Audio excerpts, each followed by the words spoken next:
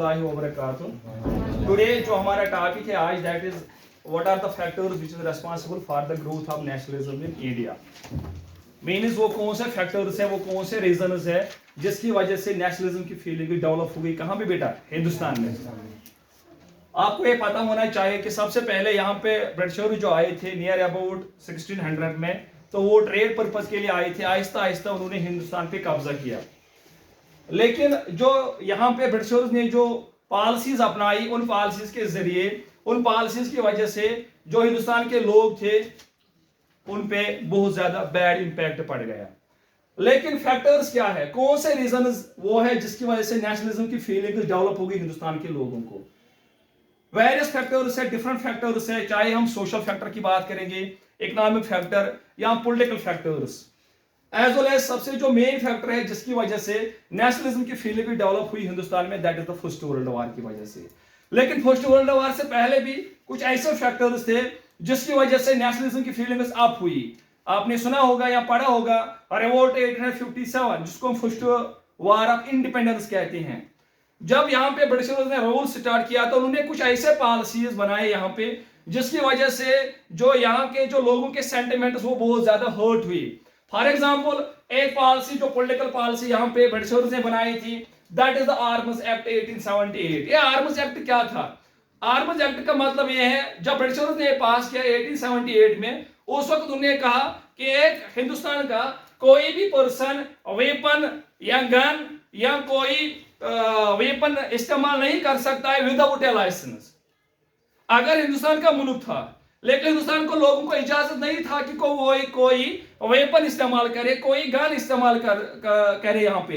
लेकिन ये जो एक्ट बनाया गया था, इसमें ब्रिटिशर्स वेपन उठा सकते थे, इंग्लिश में वेपन उठा सकते थे हिंदुस्तान में। लेकिन हिंदुस्तान की कंट्री है, हिंदुस्तान के लोग हैं, लेकिन हिंदुस्तान के लोगों को ये कहा गया इस आर्म्स एक्ट के जरिए कि आप वेपन इस्तेमाल नहीं कर सकते हो विदाउट ए लाइसेंस। या for example another act Britishers ने यहाँ पे पास किया, that is the vernacular press act 1878। ये वो एक्ट था जिसके जरिए सेंसरशिप इंपोज की गई थी हिंदुस्तान में। सेंसरशिप का मतलब ये है जब लोगों के आइडियाज, लोगों के न्यूज, लोगों का प्रेस चेक किया जा रहा था।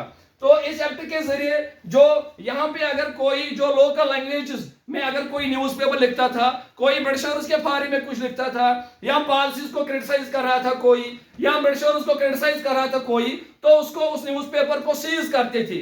लेकिन खाली जो इंग्लिश लैंग्वेज में जो न्यूज़पेपर उस वक्त आते थे, जो ब्रिटिशर्स खुद लिखते थे, उन पे कोई पाबंदी नहीं थी। लेकिन अगर हिंदुस्तान के लोग अपने लैंग्वेजेस में कुछ लिखते थे तो उन पे पाबंदी थी।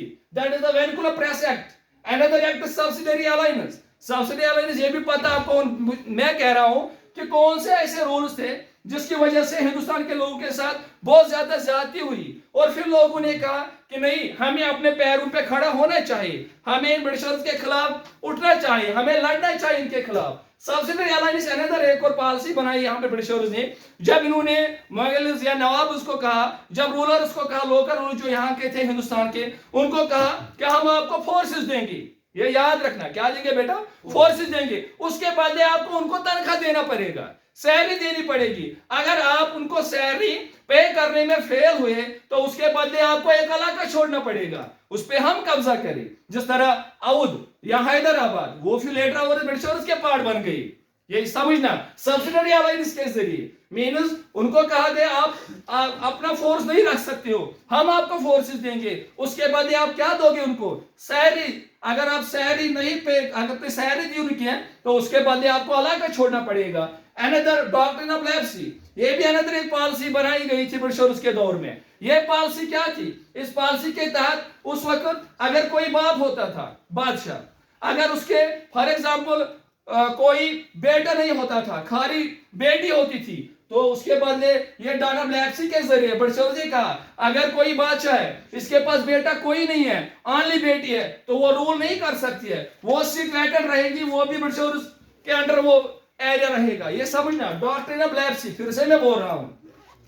इस पॉलिसी के तहत ब्रिटिशर्स ने कहा, उस वक्त ये सिस्टम था, फॉर एग्जाम्पल अगर बादशाह नेचू आयसे पतो नेचू खसन कुर्सी, लेकिन उन्हें कहा कि नहीं, ये नहीं चलेगा। अगर कोई बादशाह जो है, अगर कम बादशाह छू, अगर इसको कोई बेटा नहीं है, आनली बेटी है, तो बेटी फिर कुर्सी पे नहीं चढ़ सकती है। या अनदर, जब ब्रिटिशर्स जहां पे रूल करते थे, अनदर उन्होंने एक कानून बनाया था कि जो ब्रिटेन से जो गुड्स आते थे उन पे कोई टैक्स नहीं था, लेकिन जो हिंदुस्तान के गुड्स थे उन पे टैक्स लगाते थे।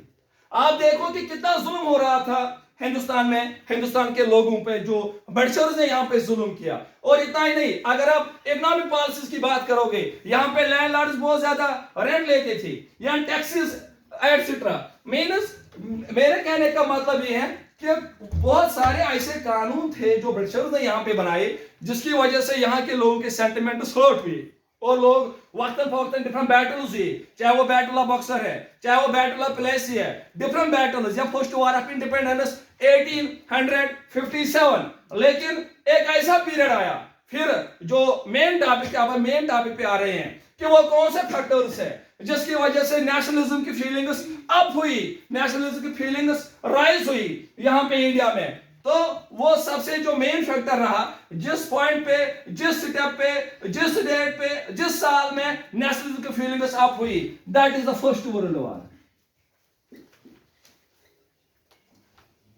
फर्स्ट वर्ल्ड वॉर स्टार्ट हुई 1914 टू 1918। ये याद रखना। इस पीरियड में नेशनलिज्म की फीलिंग्स बहुत ज्यादा अप हुई, राइज हुई हिंदुस्तान के लोगों को। लेकिन आप ये जरूर क्वेश्चन करोगे कि अगर फर्स्ट वर्ल्ड वॉर हो रही थी, हिंदुस्तान तो एक्चुअली पार्टिसिपेंट नहीं था फर्स्ट वर्ल्ड वॉर में। फॉर एग्जांपल, एक साइड ब्रिटेन था, याद रखना, France, another that is Russia, for example, versus Turkey, Austria, Germany, या लेटर आवर्स में ब्रिटेन, फ्रांस, रशिया के साथ साथ लेटर आवर्स में यूएसए भी एंटर हुआ फर्स्ट वर्ल्ड वॉर में, लेटर आवर्स में। लेकिन पहले तो ये कंट्रीज थी और ये कंट्रीज आपस में लड़ रहे थे फर्स्ट वर्ल्ड वॉर के पीरियड में। लेकिन अगर ये लड़ रहे थे तो हिंदुस्तान में नेशनलिज्म की फीलिंग्स कैसे अप हुई, ये क्वेश्चन है ना। अगर इंडिया नहीं था फर्स्ट वर्ल्ड वॉर में तो क्या असर पड़ गया इस वर्ल्ड वॉर का इंडिया पे, जिसकी वजह से लोगों ने कहा कि नहीं, हमें अपने पैरों पे खड़ा होना चाहिए, हमें ब्रिटिशर्स के साथ डटकर मुकाबला करना चाहिए। और कह रहे हैं कि जब यहाँ पे फर्स्ट वर्ल्ड वॉर चल रही थी तो याद रखना, ये जो ब्रिटेन था उस फर्स्ट वर्ल्ड वॉर के पीरियड में, ये जो ब्रिटेन था ये इंडिया पे रूल कर रहा था। फर्स्ट वर्ल्ड वॉर के पीरियड में जो ब्रिटेन था, जो ब्रिटिशर्स थे, वो कहां पे रूल कर रहे थे, इंडिया में। और यहां पे बहुत ज्यादा खर्चा आ रहा था ब्रिटेन को, अगर हम पर्टिकुलर एक कंट्री की बात करेंगे, क्योंकि ये कोल्ड वॉर तो नहीं थी, ये वो वॉर थी, इसको हम इंडस्ट्रियल वॉर भी कहते हैं, क्योंकि इसमें वेपन्स, गन इस्तेमाल किए गए। इसमें नियर अबाउट 9 मिलियन से ज्यादा लोगों की डेथ हुई इस वॉर में, इंडस्ट्रियल वॉर इसको कहते हैं। लेकिन अगर इसमें बहुत ज्यादा खर्चा आ रहा था, अगर हम एक कंट्री को निकालेंगे, क्योंकि इसी से नेशनलिज्म की फीलिंग्स अप हुई, ये जो ब्रिटेन था इसको बहुत ज्यादा खर्चा आ रहा था वॉर रिलेटेड गुड्स पे। समझना मेरी बात, लड़ रहा था, जंग लड़ रहा था, 4 साल की लड़ाई थी, इसमें बहुत ज्यादा जब खर्चा आ रहा था ब्रिटेन को वॉर रिलेटेड गुड्स पे। वॉर रिलेटेड गुड्स बेटा, हम उन गुड्स को कहते हैं जिसमें वेपन्स, गन्स, यूनिफॉर्म आती हैं, है ना बेटा, मीन जो वॉर पर्पस के लिए इस्तेमाल किए जाते थे उस वक्त। और ब्रिटेन ने कहा मुझे एक्सपेंडिचर बहुत ज्यादा आ रहा है, तो मैं ये एक्सपेंडिचर कैसे फुलफिल करूं, वो कहता नहीं पहुंच, ये पहुंच में वारस लगे दुनिया पहुंच, मैं कहां से लाऊं इतने पैसे। तो इसे क्या किया, समझना मेरी बात, इस ब्रिटेन ने यहां पे इंडिया में टैक्स राइज किया।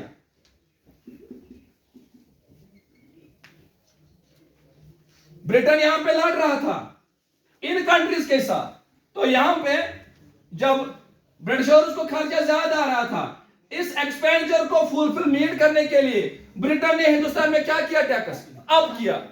जब टैक्स राइज किया तो ऑलरेडी टैक्स राइज के होने की वजह से हिंदुस्तान में इन्फ्लेशन हुई।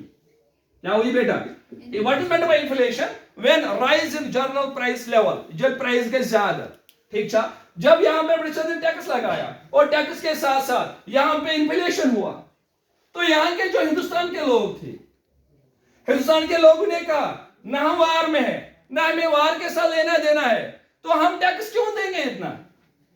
क्योंकि लेकिन पैसे किसको जरूरत थी?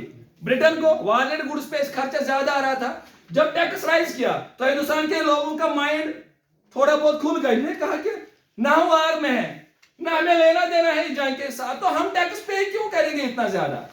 आपको फायदा है वार के साथ, लेकिन हमें क्या लेना देना है? और यहाँ पे लोगों का माइंड तैयार हुआ। लोगों ने कहा कि नहीं, ऐसा नहीं चलेगा, हमें अपने पैरों पे खड़ा होना चाहिए, हमें यहाँ पे अपने मुल्क को बनाना चाहिए, हमें अपने देश को बनाना चाहिए। क्या गैर कोई वार में लड़ रहा है तो हम टैक्स पे करेंगे, उनको फायदा, हमें क्या फायदा है? तो दैट इज वाई ये पहला पॉइंट बन गया, जिसकी वजह से नेशनलिज्म की फीलिंग्स अब हुई हिंदुस्तान के लोगों को। इन्होंने कहा कि नहीं, हमें अब कुछ करना चाहिए, हमें ब्रिटिशर्स को कुछ मुंह तोड़ जवाब देना चाहिए। तो ये पहला टर्निंग पॉइंट बना जब ब्रिटेन ने टैक्स राइज किया यहाँ पे। और टैक्स खाली टैक्स क्या, बल्कि यहाँ पे इंडिया में जो उस वक्त के इंडस्ट्रीज थे, उन इंडस्ट्रीज में प्रेशराइज किया इंडस्ट्रियलिस्ट्स को, वार रिलेटेड गुड्स बनाओ। क्या बना बेटा? वार रिलेटेड गुड्स।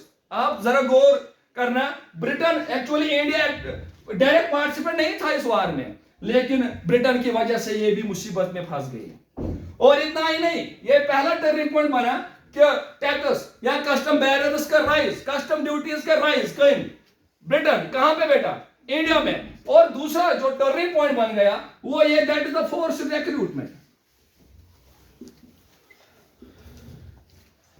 फोर्स रिक्रूटमेंट का मतलब है कि ब्रिटिशर्स ने कहा कि हमें इस वक्त फोर्स की जरूरत है, वार में लड़ने के लिए हमें आर्मी की जरूरत है, हमें फोर्स की जरूरत है। तो यहां पे जो ब्रिटेन था, ब्रिटेन ने जबरदस्ती इंडिया के लोगों को जबरदस्ती लिया, याद रखना, वार में लड़ने के लिए।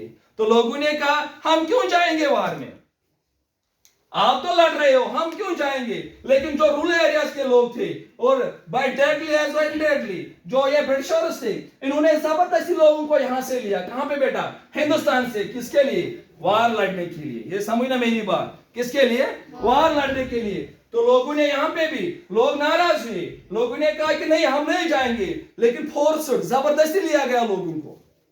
आपको मेरी बात समझ आ रही है? और अनदर, मैं कह रहा हूं कि नेशनलिज्म की फीलिंग्स कैसे आप हुए, व्हाट आर द फैक्टर्स, कौन से फैक्टर्स है जिसकी वजह से इंडिया में नेशनलिज्म की फीलिंग्स आप हुई हिंदुस्तान के लोगों को? और सबसे जो मेन, ये तो ऑलरेडी कुछ ऐसे पॉलिसीज है जो मैंने कहा, आर्म्स एक्ट, सब्सिडी अलायंस, डॉटन लैप्सी या claim of paramountcy, other policies है जिन पॉलिसीज के जरिए लोगों पे बहुत ज्यादा जुल्म हो रहा था और लोग बहुत ज्यादा तंग आ चुके थे। लेकिन ये टर्निंग पॉइंट बन गया नेशनलिज्म की फीलिंग्स का, that is the first world war. और जो third another point, that is the crop failure।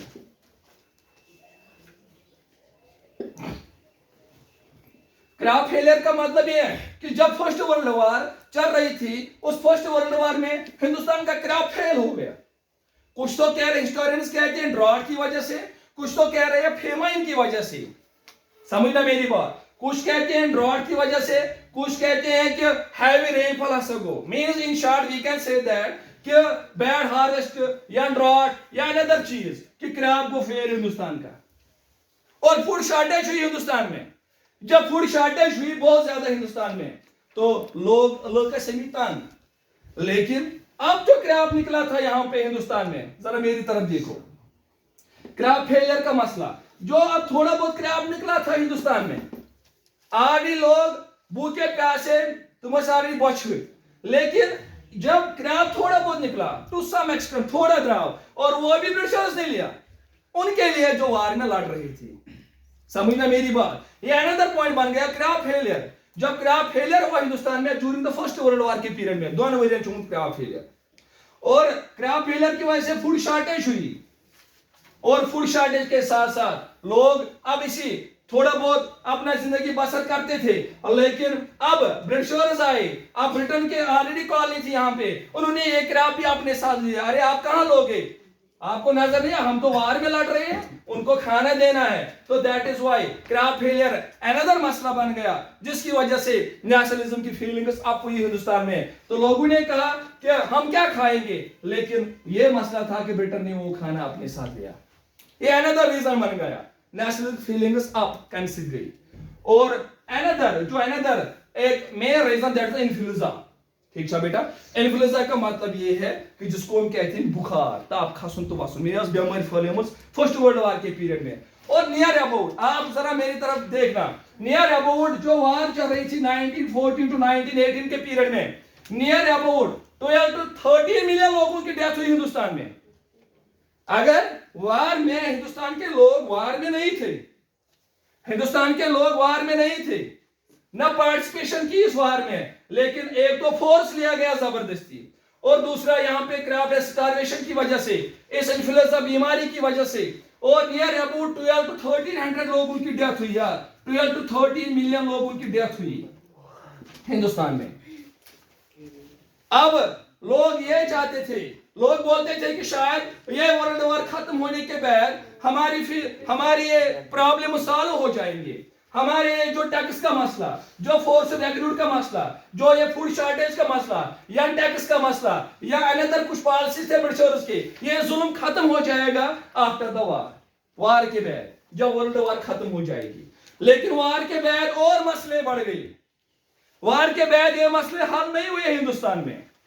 लोग अब ये चाहते थे काश कोई मसीहा आएगा जो हमारी इन प्रॉब्लम्स को सॉल्व करेगा, जो हमारी इन सोन दुख दर्द समझे। एक्चुअली मसीहा से डिफरेंट मानी, एक अगर किसी जगह मसीहा, एक मसीहा को कहते हैं युस लकन दर्द समझ, अनदर मसीहा युस लकन प्रॉब्लम सॉल्व करे, ठीक है, अनदर युस लकन दुख दर्द समझ, दैट इज कॉल्ड मसीहा।